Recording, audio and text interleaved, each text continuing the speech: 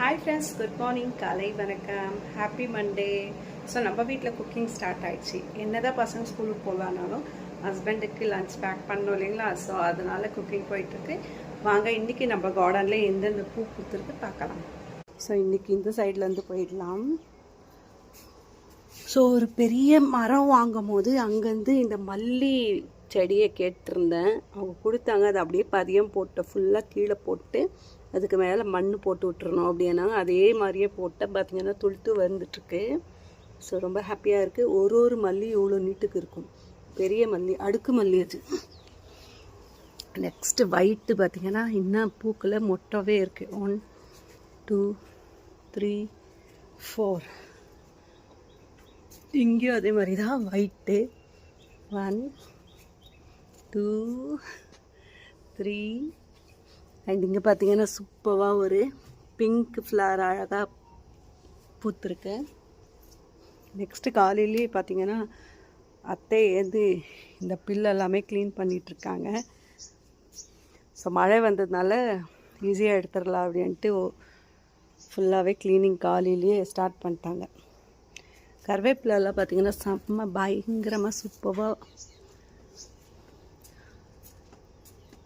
எறும்பு வந்துட்டுருக்கு. அதே மாதிரி குட்டி காரமணி வந்திருக்கு பாருங்க.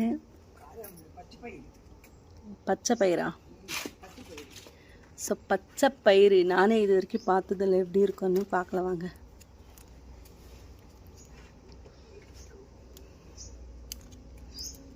ஓ இதுதானா?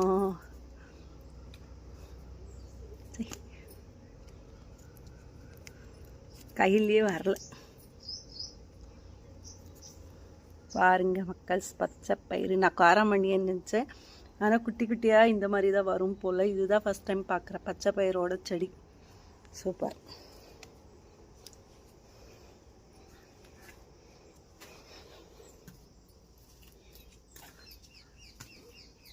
ஸோ கத்திரிக்காயில் ஒரு 4 கத்திரிக்காய் விட்டுச்சு. காலையிலேயே பறிச்சிட்ட சமையலுக்கு.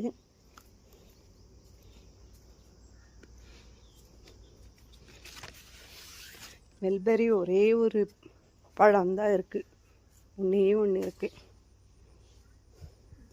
ஆரஞ்சு எல்லாம், சாரி நாட் ஆரஞ்ச், லெமன் எல்லாமும் விட ஸ்டார்ட் ஆகிடுச்சு. தெரியுதுங்களா? இங்கே பாருங்கள், இது லெமன். மக்கள்ஸ் பிரம்ம கமலம் விட்டுருக்கு. வருஷம் ஆயிடுச்சு நாங்கள் இந்த வீட்டுக்கு புதுசில் விட்டது. பார்த்திங்கன்னா இப்போ வந்திருக்கு.